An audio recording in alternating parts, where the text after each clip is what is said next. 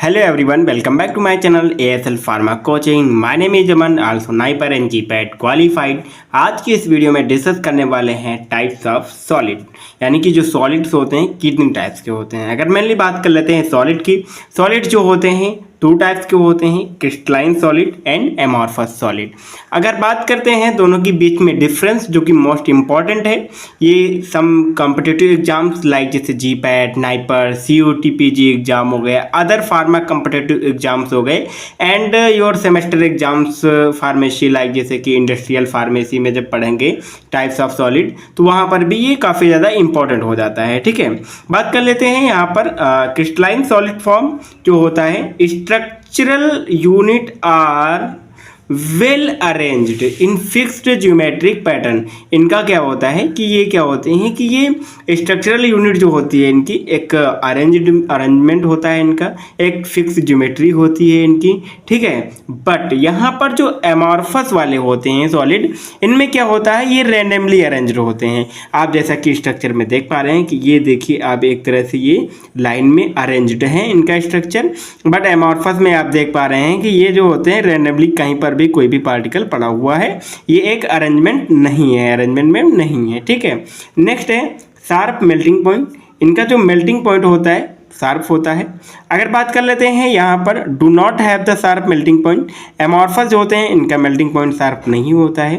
Third point जो है less soluble, अब ये क्या है, इनका जो अरेंजमेंट जो है टाइटली अरेंज्ड होते हैं ये तो इसमें क्या होता है इनका सॉल्युबिलिटी कम हो जाती है। ठीक है, बट यहाँ पर अगर बात कर लेते हैं एमॉर्फस पाउडर जो होते हैं, एमॉर्फस सॉलिड जो होते हैं ये मोर सॉल्युबल होते हैं। मोर सॉल्युबल क्योंकि ये रैंडमली जो होते हैं पार्टिकल अरेंज होते हैं इसमें, तो ये सॉल्युबिलिटी इनकी ज़्यादा रहती है। ठीक है, नेक्स्ट पॉइंट है मोर स्टेबल।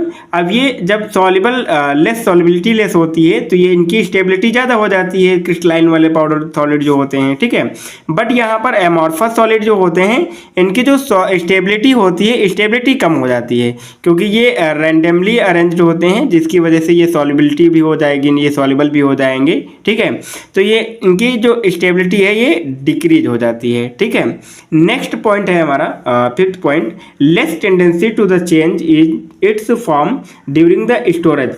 अगर हम क्रिस्टलाइन सॉलिड को स्टोर करते हैं, ठीक है, लाइक जैसे कि हम बात करते हैं ये कोई सॉलिड है, क्रिस्टलाइन सॉलिड है, अगर इसको हम स्टोर करके रख रहे हैं, इसको स्टोर करके रख रहे हैं, ठीक है, तो यहाँ पर क्या होगा कि इनके चांसेस ये नहीं रहेंगे कि ये एज इट इज रहेगा। ठीक है, बट अगर एमॉर्फस वाले जो सॉलिड होते हैं इनको अगर हम स्टोर कर रहे हैं, ठीक है, तो इनके चांसेस रहते हैं कि इनके अदर फॉर्म में कन्वर्ट हो जाएं। ठीक है, तो यही लिखा हुआ है point, less tendency to change its more form during the storage. ये कोई भी ज़्यादा से फॉर्म में एक फॉर्म से दूसरे फॉर्म में चेंज नहीं होते हैं, बट अगर यहाँ पर more tendency to change its form during the storage, अगर एमॉर्फस सॉलिड को हम स्टोर करते हैं तो इनके ज़्यादा से ज़्यादा चांसेस रहते हैं कि जिस फॉर्म में हम स्टोर कर रहे हैं इनको, उनका फॉर्म जो है चेंज हो जाए स्टोरेज के टाइम पे। ठीक है,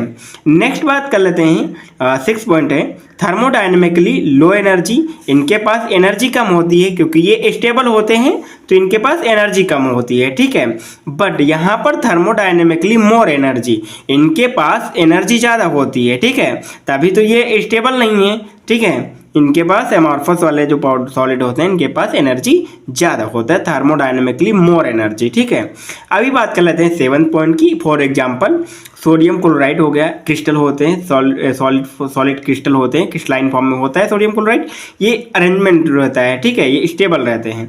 सुक्रोज के क्रिस्टल हो गए, बोरिक एसिड के क्रिस्टल हो गए, तो ये हमारे होते हैं क्रिस्टलाइन पाउडर। ठीक है, नेक्स्ट बात कर लेते हैं यहाँ पर एमॉर्फस सॉलिड की अगर बात करते हैं तो बात कर लेते हैं वुड, प्लास्टिक, ग्लास, ये क्या होते हैं, इनके पार्टिकल जो होते हैं रैंडमली अरेंज्ड होते हैं, लेस स्टेबल होते हैं, मोर सॉल्युबल होते हैं, इनके पास एनर्जी ज़्यादा होती है। ठीक है, तो नेक्स्ट पॉइंट है हमारा जो क्रिस्टलाइन सॉलिड होते हैं ये एनाइसोट्रॉपिक होते हैं, एनाइसोट्रॉपिक होते हैं। ये मोस्ट इंपॉर्टेंट पॉइंट है, जीपैट के एग्जाम में पूछा हुआ क्वेश्चन है कि जो क्रिस्टलाइन सॉलिड होते हैं ये क्या होते हैं, एनाइसोट्रॉपिक होते हैं। एनाइसोट्रॉपिक मतलब नॉट सेम। ठीक है, आइसोट्रॉपिक ये अमॉर्फस वाले क्या होते हैं सॉलिड, आइसोट्रॉपिक होते हैं सेम, ठीक है। कि मतलब कि इनकी जो हम कह सकते हैं कि अमॉर्फस वाले होते हैं, इनके कई सारे फॉर्म होते हैं, ठीक है। ये कन्वर्ट हो जाते हैं एक फॉर्म से दूसरे फॉर्म में स्टोरेज के टाइम पे, बट ये क्या होते हैं एज इट इज रहते हैं। तो आई होप तो आपको ये crystalline solids and amorphous solid के बीच में डिफरेंस क्लियर होगा। तो आई होप तो आपको वीडियो अच्छी लगी हो। अगर वीडियो अच्छी लगी हो तो अपने दोस्तों के साथ शेयर कर दीजिए। हमारे चैनल ASL फार्मा को सब्सक्राइब कर लीजिए। ऐसी ही इंफॉर्मेटिव वीडियो की इंफॉर्मेशन को सबसे पहले पाने के लिए बेल आइकन को जरूर प्रेस कर दीजिएगा। Thank you for watching this video, take care.